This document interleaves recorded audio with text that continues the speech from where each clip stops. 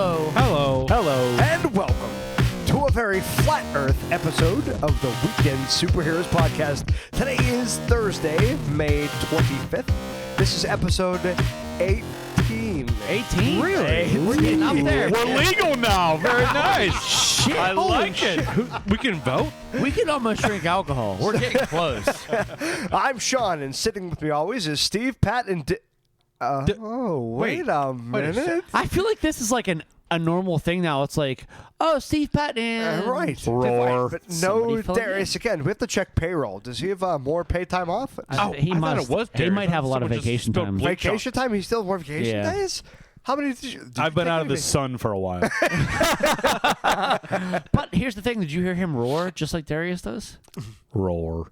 It's not a D-man roar. Oh, it's pretty damn close. It's close. We haven't, as Steve called, casted any pod in a while. Ooh. But we're back. Steve, it's time for our shameless plug of the last episode. What happened?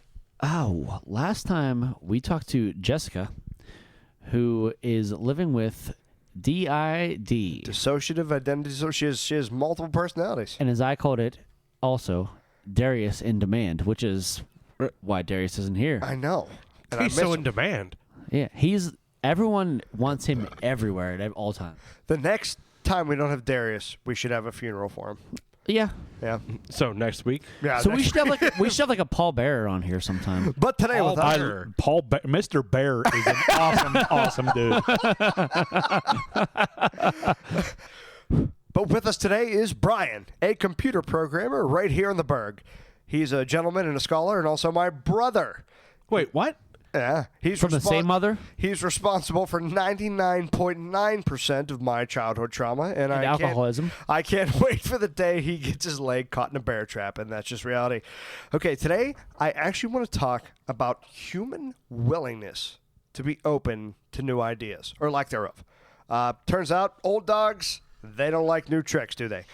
People just Wait, are we talking about humans or dogs? human dogs. Okay. Obviously. People are just set in their ways, and it makes sense too, right? So no one wants to believe something completely opposite of what they've learned since day zero because it causes a bit of internal consistency. I don't know. I'm a very attractive blonde woman. You know, I've always thought that, actually. You know what's I'm funny? just saying, like, And don't roll us all into the same ball here. In a previous life, I was a very attractive blonde woman. You were in German, Germany, yeah. weren't you? Yes, I was. Yeah. That was great. You were. Hey, You're so since you're sexy. shamelessly plugging, go on. Yeah. You might as well go ahead and listen to some of our previous episodes where we talk about our previous lives. Dr. Leslie Phillips came up. And, What a lovely woman, though. She was. Awesome. Leslie Phillips. She was fantastic. Okay, so like I said, trying to learn something that is opposite of what we learned since day one. It causes a bit of internal inconsistency or a cognitive dissonance, if I may. You may Spell it. not. Did you hear what he said? No. I said you may not. Well, I said spell it. And you'll notice that Pat, you may not. right here.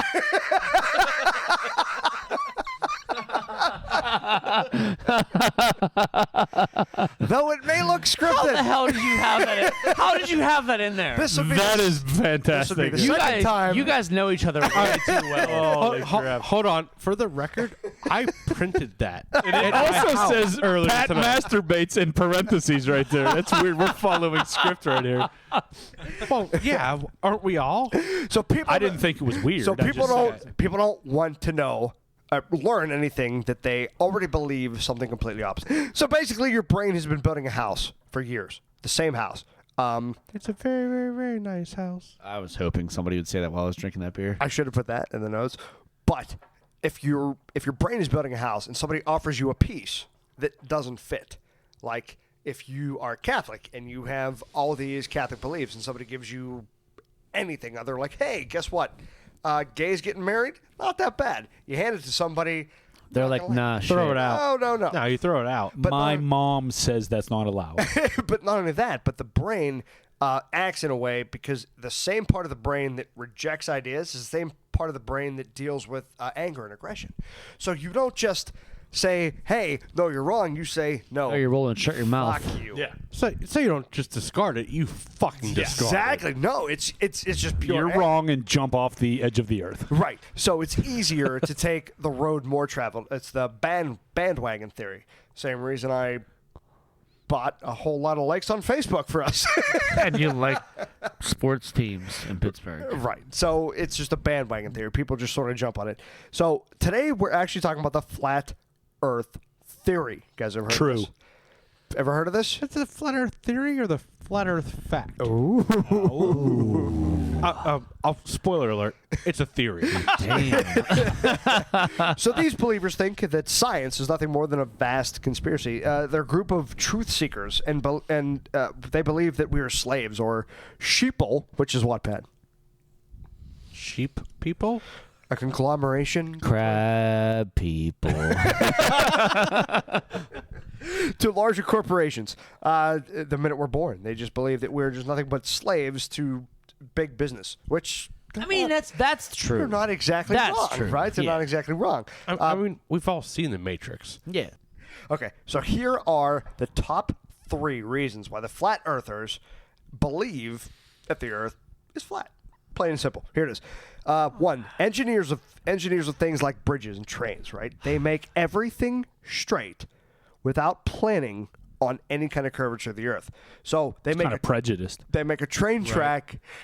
You're going to make me cut all this out. They make a train track that goes for, what, 400,000 miles? But they don't plan for any kind of curvature of the Earth. It's all straight. So if you can actually point me to a train track that goes 400,000 miles, I will ride that yeah, train. that's Would you drink your own pee on the next podcast if I Yes. could do that? I would Yes. drink Pat's pee. 400,000 miles. 400,000 is a miles? Yes. I would drink everyone's pee way. at this table. Probably the circumference of the Earth. Yeah, that's That is the worst commute to work long way. So number 2, when planes fly, why do they not consistently fly to adjust their nose downward? Since we're They on the don't subject have of to why? because of gravity. This is what It's constantly pulling them back down fly. to Earth. What if gravity doesn't exist? It does. There's proven science. So if I says drop my gravity beer exists. right now, it'll just hover? Well, I can say that there are some people that don't believe gravity exists because there is someone. Her name is Schmitty, and I'd like to put a little clip from her right now. I am sick of all you round earth believers saying that the earth is not flat. I'm Schmitty, part of the Flat Earth Society, and I'm going to tell you why the earth is flat. First, someone told me that if the earth was flat, then gravity would be way stronger. I'm going to tell you right now. Wait, what? Gravity is not a thing. Let's just take gravity and throw it out. Let's just take Take it, gravity Steve. and throw it out. Throw it out the window. Throw it out. Toss it. It's gone. Thank you. Gravity She's a does tosser. not exist in the Flat Earth Society. Gravity is not a thing. Doesn't okay? exist. Set it and forget it. Second of all, how we all keep together, It is funny, there is a just huge wall of ice around the Earth. Oh, It's flat. There's it's a the huge wall wall. of ice The nice around watch. The Night's Watch. You can't man every Anyone tower. who's They sick. can't man every People tower. that they've You know traveled around nothing, the world Steve. are just going Can't say your No. last to Antarctica. It's like the idea. You can't build out, you build up. You throw it against the ice wall and it And, goes up. the We're all sun- You right. see where this is going. Her name, by the way, is Schmitty, and she Is my new spokesperson for whatever the hell I want to talk about. Yeah, she should be on a lot of infomercials. Oh, Like, you know what, Brian? She'd take your things and she'd throw them out. yeah, she's just gonna throw it out.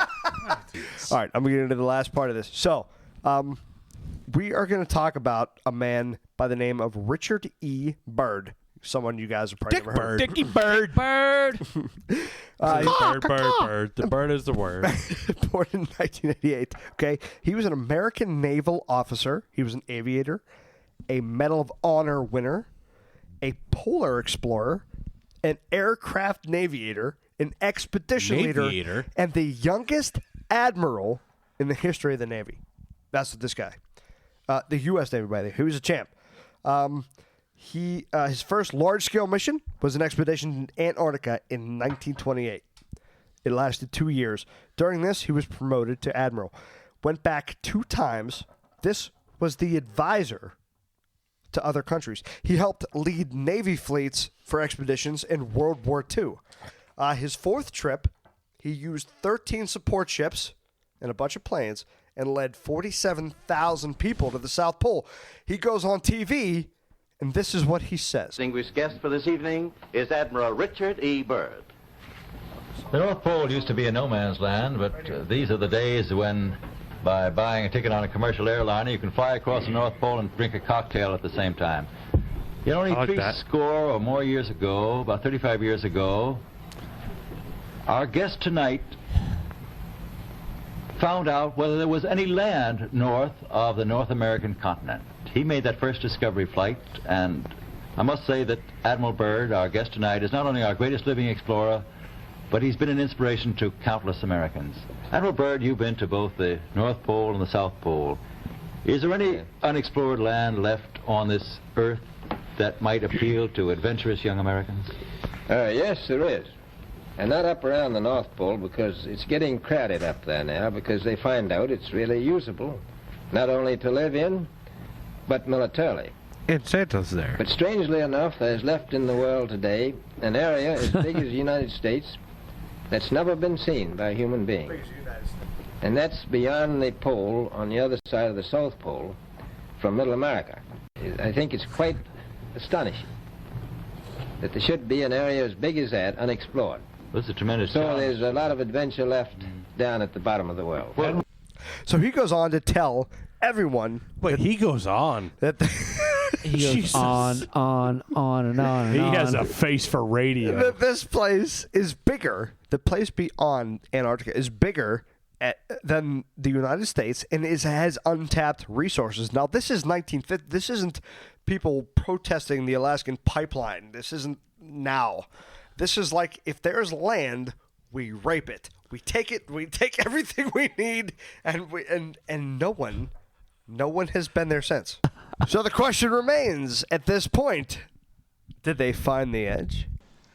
On Skype with us now is a man with an amazing story. He has been called a free thinker, a truth seeker, an anarchist, a healer, and a flat earther.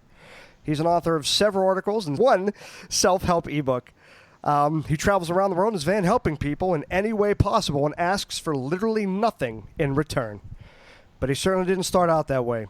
And we'll get to that in a minute. Here to discuss the flat earth, coming to us live from off the grid nowhere. Please open your minds and your hearts and join me in giving a big superhero's welcome to Allegedly Dave. Thanks, everybody. Welcome. David, how are you this evening? Or morning, I guess, right? Well, yeah, just about morning. So, yeah, I'm fabulous. Thank you. So off the grid, you're hijacking somebody's Wi-Fi right now, right? Yes, I am. I do that a lot, actually. I usually hang out in a hotel. They've got used to me now. I sit in a hotel and lounge around using their Wi-Fi. Okay, so you, once again, one of the most interesting stories I've ever heard. I've been listening to almost all your videos. We would need almost a week to fit in everything, but can you briefly tell our listeners your riches to rags story? Yeah. I was headhunted by an American consulting firm, and I was working for the richest, most scumbaggish Fortune 500 companies. So I was working for the New York Stock Exchange and AIG, Standard and Poor's, all those crowd. I was making a whole lot of money. I had a Ferrari. I had a huge house. I had Sounds all the awful. toys. Yeah. I would love to have a Ferrari, just one. You know what? You wouldn't. It would. What I found, right? Actually, my wife had a really good analogy for it. She said it's like a really good pair of shoes that make you look really nice in them, but they hurt. Yeah. Because there are places you can't go in it. Yeah, that's true. Especially, around Pittsburgh, you can't go anywhere. There's it's all hills and sidewalks. potholes. Yeah. And That's it's very true. anywhere with speed bumps. Yep. That's it. You can't go there. Yeah. So yeah. Pittsburgh's out. And I realized one day I was sitting in the car, looking at the steering wheel, and I looked out and there were people looking at the car, and I thought, I'm in a car. I can't tell I'm in a Ferrari. It's everybody else who can see me in it. And did I buy the car for everybody else to see me in it? Am I that sort of person? And I realized, well, I am. I must have been. So it lost its appeal, and I didn't really sort of take much interest in it after that. So now I literally don't have anything. I've got 32 pence, which is about 15 cents. 32p. Yeah. Wow. Yeah, that's not a lot. That's all I've got. Well, I don't eat very much. I have no expenses. I have no material needs. So unlike every other interview you've ever been in, literally ever, I'm not going to ask you how you got to researching the flat Earth question and all that jazz. I'll bring everyone up to speed quickly and let them know that you were researching something completely different. And the next thing you know, you're either YouTube pushed to the next video or you clicked on a link that would later change your mindset forever. Now, before this, you gave the same eye roll people give you now when they find out you're a flat earther. But my question is, what was the first piece of evidence that pushed you over the fence towards saying, you know what, the Earth is flat? I remember that the person who's doing this, talking about the flat Earth, he was talking about experiments, and he mentioned the Bedford level experiment. And he noticed, he actually said something about the fact that over the course of 6 miles, right, the horizon should cut off 16 feet, from your view. And that shocked me because I thought, well, I've seen things, more than 6 miles away, and I've seen the base of those things more than 6 miles away. So I thought, well, hang on, is the Earth that small that, that over 6 miles you lose 16 feet?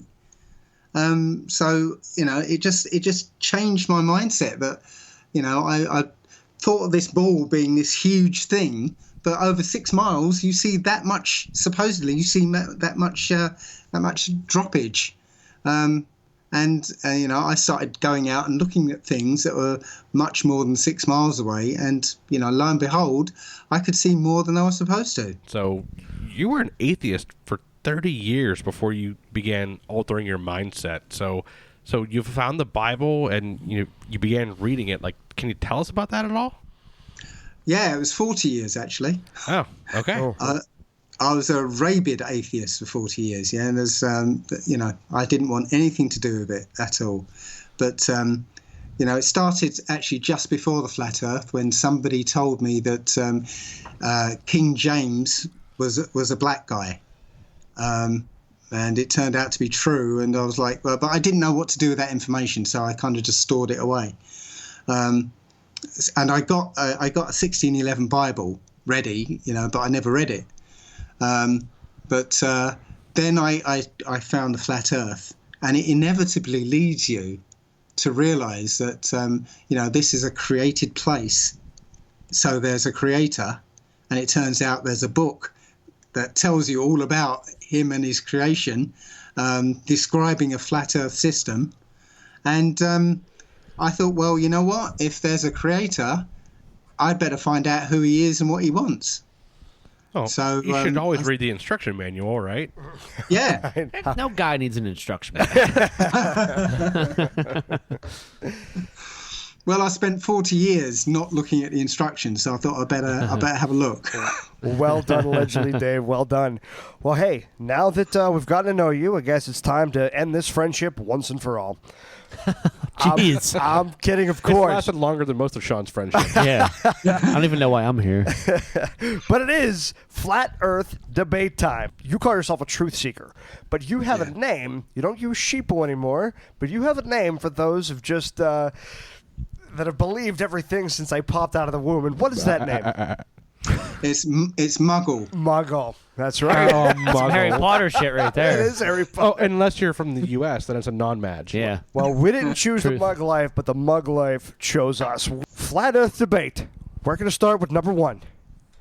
Apollo 11 was the space flight that landed the first 2 humans on the moon on July 20th, 1969. There have been at least 6 successful missions since then. Pat, do you agree? Pat. I do. You do agree. Dave, what do you think? Okay. Oh, man. That was a fucking amazing. We're going to start with Pat on this one. Pat, why do you believe that the space missions were successful? That was so funny, Dave. Thank you for that. Perfect. Because of all the evidence. I mean, do you want me to get into specifics? I mean, please, yeah. There have been probes that have gone past and seen evidence of it. There's been pictures and videos and everything of it. I don't know. I mean, that just it is. That doesn't sound like a great argument, Dave. What do you got for us? Well, first of all, so far you haven't said anything that isn't two-dimensional media, yeah, that can easily be faked. Somebody who would really go into this might say, "Oh, because they left reflectors on the moon, and they fire up lasers and they get a reflection of the lasers." Yeah, that's one of the standard arguments. But again, you can actually look into the National Geographic 1964, and they explain how they fire lasers at the moon and they receive the reflection. They were doing it years before the moon landing. Yeah, there's nothing that you can look at, that proves that they went. There's also the footage that Bart Seabrill found of, the Apollo 11 team faking being, I think it's 100,000 miles away from the Earth. Sure, yeah, it's 130,000. But so if you're going to talk about how all the evidence could have been doctored, why couldn't that video footage have been doctored? Okay, well, it's undoubtedly them in there. Yeah, it's them. You can see it's them. Okay, so we can agree that those were the guys. Those are the guys. Okay. Right. The footage that was actually aired was inside the footage that they faked. Yeah, there was like seconds they actually aired of that footage, but that footage was what went out on air. We also had the greatest technology of the time and the brightest minds of the time working on the project. Greatest technology of the time, meaning computers that weren't even as powerful as the iPhone 1? Sure, but what does that have to do with... Yeah. What does it being as powerful as an iPhone have to do with anything? Yeah, it's all relative at the time. Well, okay. The iPhone 1's not as powerful as the iPhone 7. Big fucking deal. True, neither one of them took us to the moon. Right, there's also a lot of manual calculations done on the first moon notice trip. iPhone 1 through iPhone 7, we haven't been to the moon throughout that time. Just saying. How do you know? Because there hasn't been any even faked footage of going to the moon between that time. When was the last time we quote-unquote went to the moon, David? It was like 1970. I think it was 72 or something. Doesn't that sound a little strange to you that we haven't been to the moon since? Why would we go in orbit? Yeah, why would we go back? What's the reason for all that money and time to go back? Why'd we go in the first place? Because we've never been there. But then we're there. We're like, okay, that's cool. Should be. They said they can't go back. They haven't figured out how to get through the Van Allen belts. They actually said that. NASA has said we don't know how to get through the Van Allen belts. Yes, they did it the first time. Yeah, they did it. They apparently did it 7 times in 1960s and 70s. But now they're saying they don't know how to get astronauts through the Van Allen belt. Sorry, now time is up on that question. We're going to move on. Boo. Well done. Well done. Next question. Next phrase. The moon is a non-spherical mass and has its own light source and does not reflect light from the sun. Steve, do you agree? No. Hold on. Before we start, can we just agree that the moon is made of cheese? That's a given. We don't need to talk about Every cartoon I've seen told me that the moon's made of cheese, and I don't want to not believe Where did that start? Like, how did they even come up with it? Allegedly, I don't know, but I love it. Allegedly, Dave, do you agree with that statement? Not entirely. I mean, I don't know it's non-spherical. It's suggested as spherical, but we don't know because we only see one side of it. So. Right, but in your video, you said if it was spherical, we would only see just that one sort of bright, glossy spot, and the rest of it would sort of fade to the back. Well, yeah, that's all, we don't know because if it's producing its own light, then all bets are off. It's not a Damn reflection. it, Dave! If I'm going to be on your side, we got to be on the same page. Wait, so the moon magically has a gradient effect, so it looks uniform. This is to us not on Earth? yours. This is Steve's. Steve, what are your thoughts? I just Steve, don't, say that. Yeah, I just don't see like the things that don't make sense to me about it is if it emitted its own light, how is it not daylight all the time, or at least super bright all the time? And when there's different phases of the moon, like why wouldn't the whole moon be bright at all times? There's the dark side of the moon exists because it's not just like cut in half. You can't put a light in half of the moon and not in the other half of the moon. Take it away, David. Great album, by the way. Dark Side of the Moon. Right. There's Transformers on the other side. Right. Well, first of all, there's an experiment that anyone can do. Right. You go out and get one of those laser temperature thermometer things. Yeah. Get a piece of card and put it in the moonlight and shield half the card. Yeah, from the moonlight. So you got half the card in the moonlight and half the card out of the moonlight. Okay. Yeah. Shine the thermometer, laser thermometer on both sides. You'll find that it's actually colder in the moonlight than in the shade of the moonlight. So the opposite to the sun. So what are we covering it with? Our hand? No, you cover it with a piece of card or something just to shield. Cardboard light on one side. Cardboard, got it. Yeah, shield half the surface you want to measure. Okay, yeah. we understand. So the light source would not be producing energy like the sun does. It would produce like negative energy. Like how? What's the explanation of the coldness? Well, I'm not going to give you an explanation of the coldness. I'm saying that it is cold, therefore it's not a reflection of the sun, because if the moon is reflecting the sun's light, it's reflecting also the infrared light, which is the heat. So it should be just like the sun, but weaker. Yeah. But no, it's actually operating in the opposite way to the sun. Also, I have a question, guys, since I'm on Dave's side here. Why is it that we always see the same side of the moon, no matter where we are on Earth? Well, first of all, that's moonist of you. All moons look the same. I get it. But no matter, I could be here. Me and Dave could be looking at the same moon right now, and we see the same side. Why?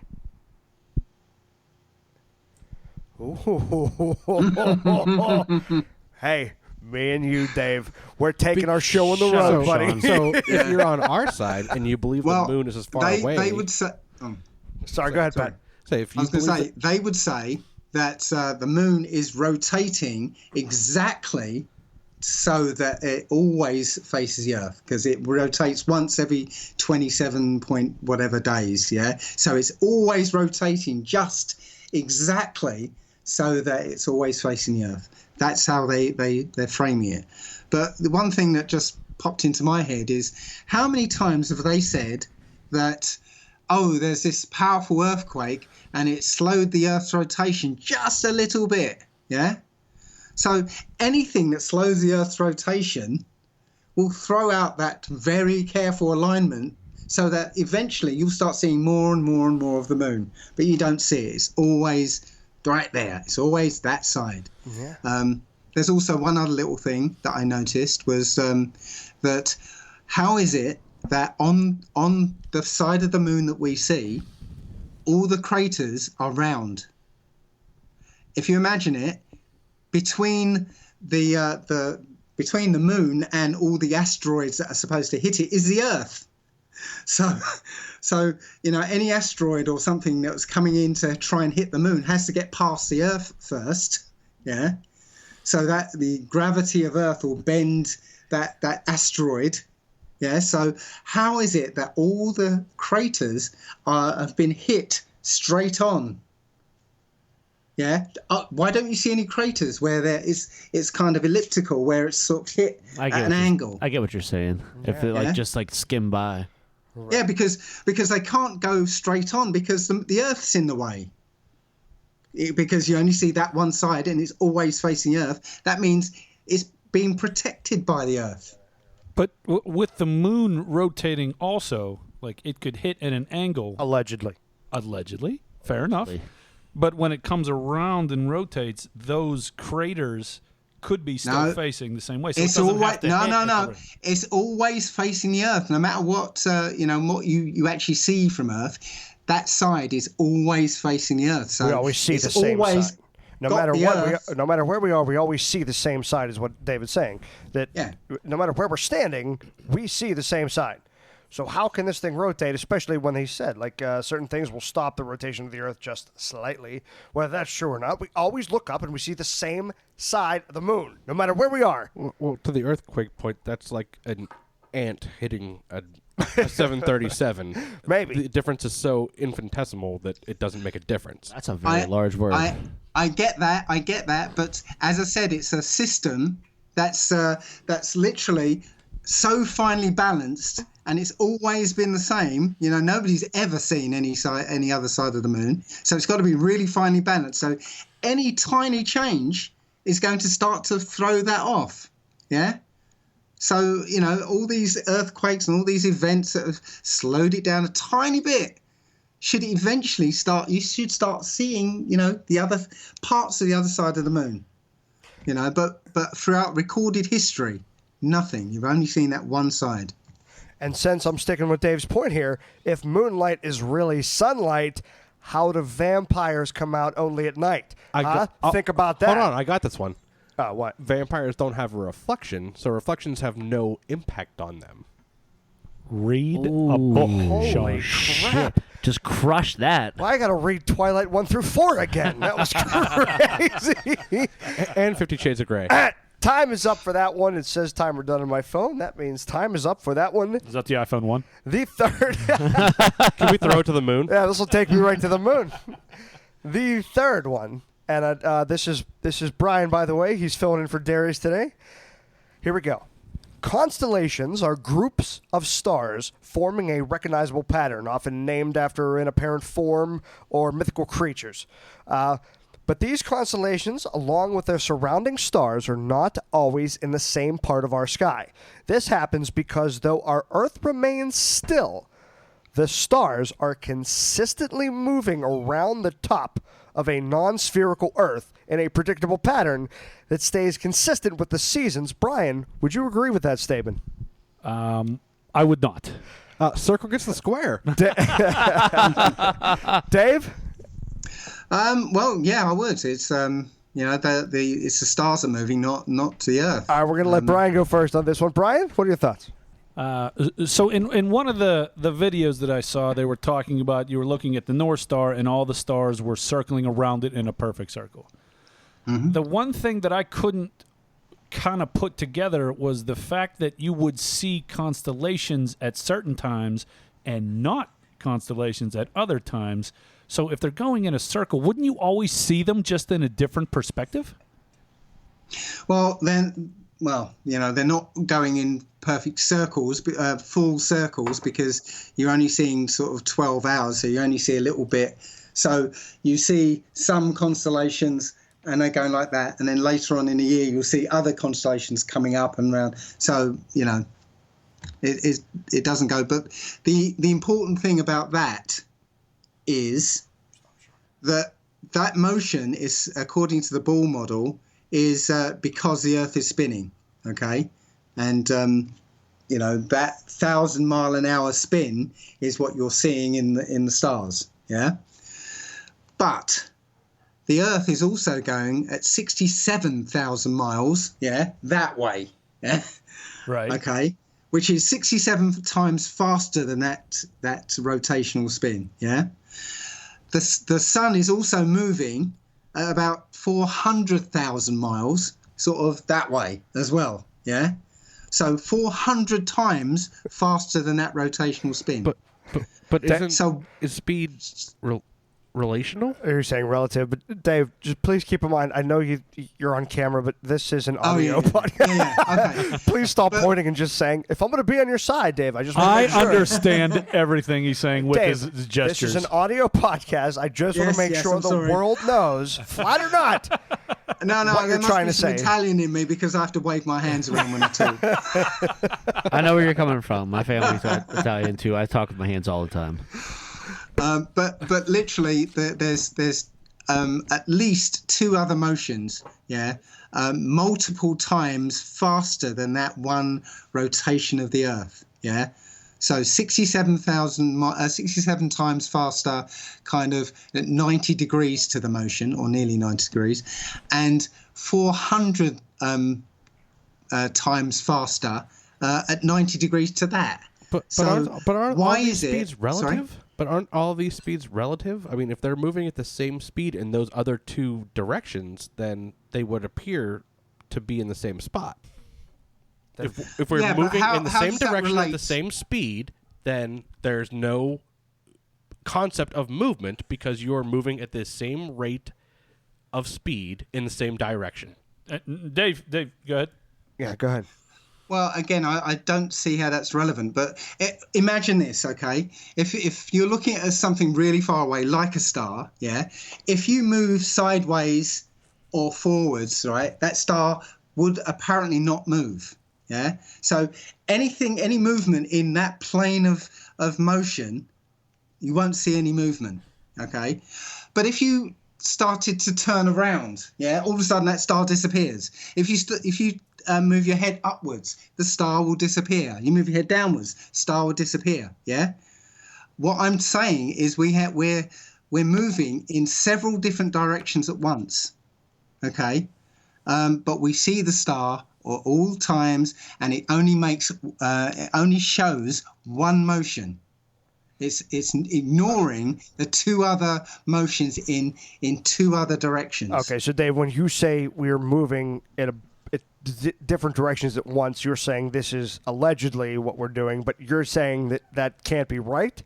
That's not right. Okay, according to the Ball model, we're moving in multiple directions, and three different directions at three different speeds, and the only motion that the stars demonstrate is the slowest motion out of the three. All right. Dave, time is up on that one. We got one last thing to argue. And this is your favorite. The only reason I know this is because you've mentioned this in almost all your videos, and we actually had a big discussion about this before we even started. This is the curvature of the Earth. Mm-hmm. All right? Sadly, I guess it's just me now, and I'm on your side, so I don't even know how this is going to work, but you're wrong, Sean. You talk about the Bedford experiment. Sean's literally different, right? And I like the Bedford experiment. I like where they were going with it, but I feel like there is a margin of error there.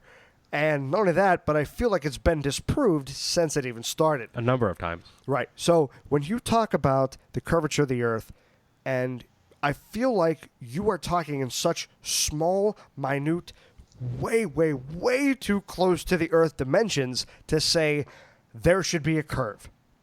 You're saying there should be a curve within 40 miles. But what's not to say, like my brother Brian was talking earlier, that at that distance, it actually is flat. That doesn't mean the Earth is flat.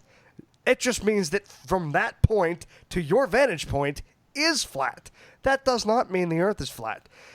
And I feel like if you went further and did it more, did it for different distances, different points, from point A to point B, you might find an actual curvature. So my question is, how does curvature of the Earth from the small, very down, your feet on the Earth, prove to you that the world is flat? Because the very first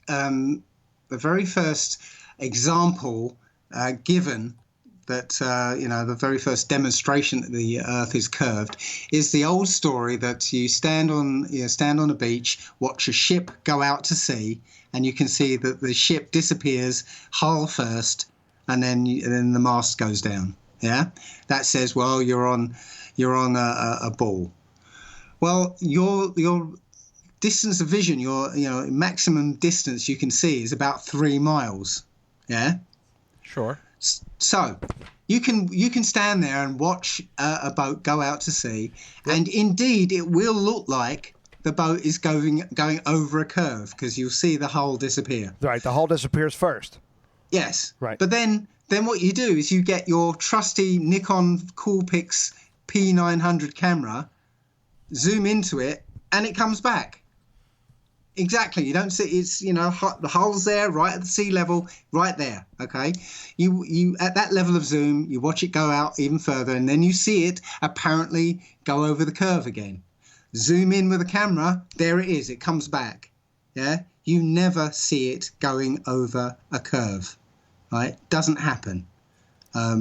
Doesn't this assume that the Earth is a perfect circle at all times? And perfectly smooth. Yeah, perfectly smooth. As in, like, the landmass could go straight ahead for a few miles and then drop off like stairs and then get smooth and then go straight and drop off. So it assumes that it's like a circle glass coffee table.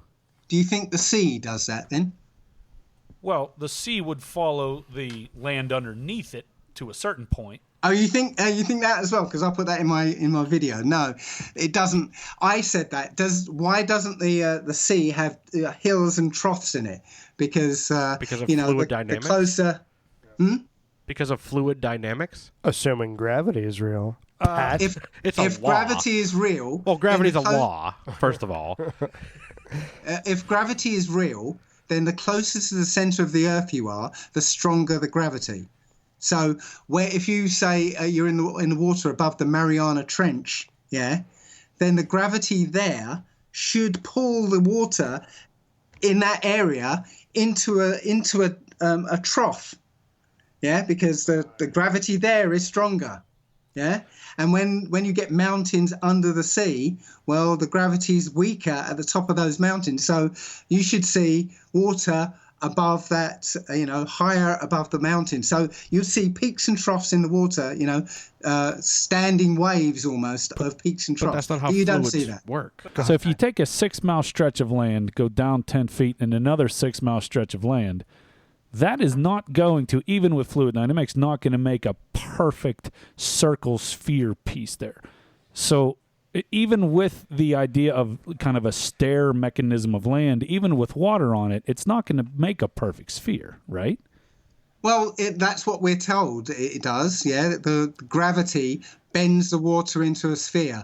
But, when that water freezes, as it does in a place called Lake Baikal, yeah, it freezes perfectly flat. Yeah, it never freezes in a curved pattern, because not only can you see the other side of Lake Baikal, you can also see that the reflection is perfectly flat. If it was curved in any way, you'd see it in a reflection. Sounds good. Hey guys, guess what? The Earth is flat. And we are out of time. We're going to move on. Dave, I can't not thank you enough for coming on here and being so cool. There was a whole bunch versus you, and you came on. I thoroughly enjoyed the conversation. Yeah, I like good. Allegedly Dave. I didn't like it at all. Pat does not like when he's outsmarted. You have to understand that. Dave, do you have 5 more minutes? Because we play a little trivia game at the end called Fact or Fuck. Are you in? Okay. As long as I don't have to say it, because I'll have to say sorry, Mum, after each one. Fact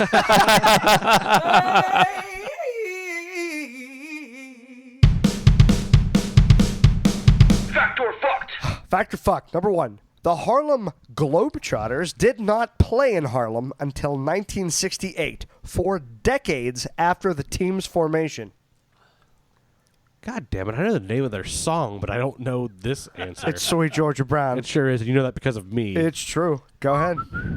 Don't be upset because Dave just schooled you in front of the world. I'm going to say... fucked. Fuck, Dave? Fucked. Sorry, Mum. It's the Harlem Flat Trotters. Allegedly Dave's the best. Sorry, Mom, again. That's a fact. That is a fact. That's a true story. Okay, moving on to more flat globe, whatever questions. Ready? We're playing Steve now. Let Steve go first. Steve, all functional one-piece gravity toilets will flush in the key of a B flat. Wow.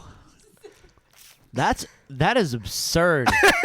Shouldn't that is absurd that you P flat? looked something up. Oh, P flats. I see what you did there. Don't say P. You know what? I'm going to go fact. Allegedly, Dave?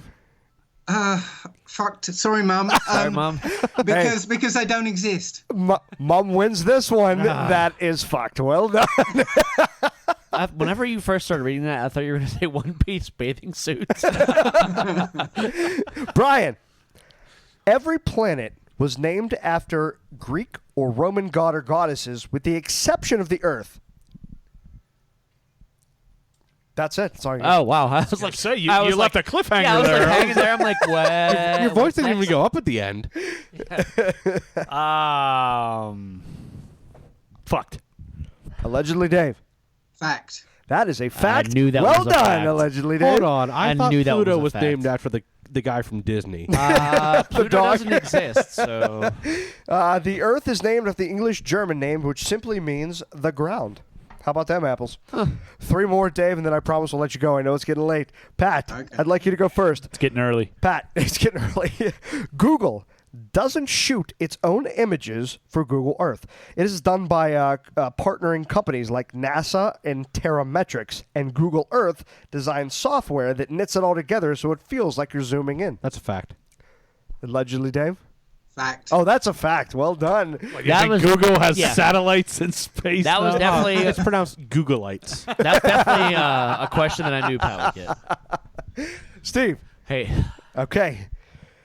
Genome anomaly is a term for a genetic disorder for men resulting in one or more testicles becoming flat moments after they descend.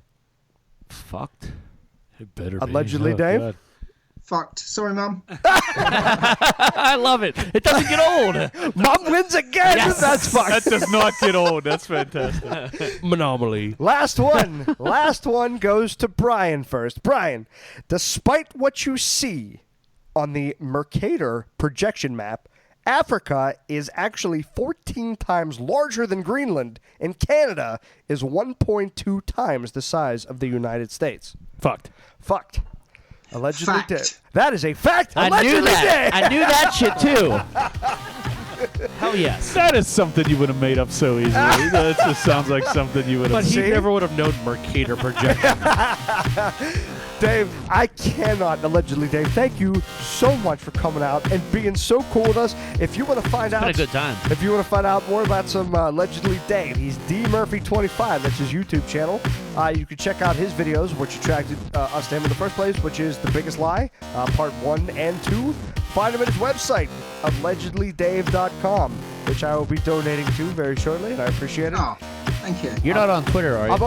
I'm only donating 16 pence, by the way. That's all you're getting. That's like a month's salary. I'm going to eat well on that. I'm Increasing his offers by 50%. I'm going to double your life savings as we speak right now. Dave, you've been fantastic. Dave, Yeah, it's thank been a you good time. so much. If you want to find out more about us, you can go to theweekendsuperheroes.com. You can find us on Apple Podcasts, Google Play, YouTube, SoundCloud, Spreaker, Stitcher. Now, find us on Tuned In and iHeartRadio. iHeartRadio? Yes. What, mate? Email us at podcast@weekendsuperheroes.com. Dave, is there anything you'd like to say to us truth seekers and muggles alike? Well, I'm glad you asked. I have a book called The Human Body Owner's Workshop Manual, and you can get it at lulu.com. And you can get it at Amazon, but don't get it there because they're evil. So yeah, it's pretty good. It tells you how to heal your body and keep it working in perfect working order. Very cool. I might have to look into that, Find that at Serious. lulu.com. Dave, you've been so fantastic. Pat, say goodbye to everybody. Goodbye, everyone. Bye, everyone. Would Thanks you a lot. like to say goodbye, Steve? I'm gonna pull Darius's move here and say goodbye to the ladies. Brian, Nice. say goodnight. Well, since I'm playing Darius, goodbye to the ladies. Thank you one more time for Allegedly Dave. Get his book at lulu.com, and always remember to podcast responsibly.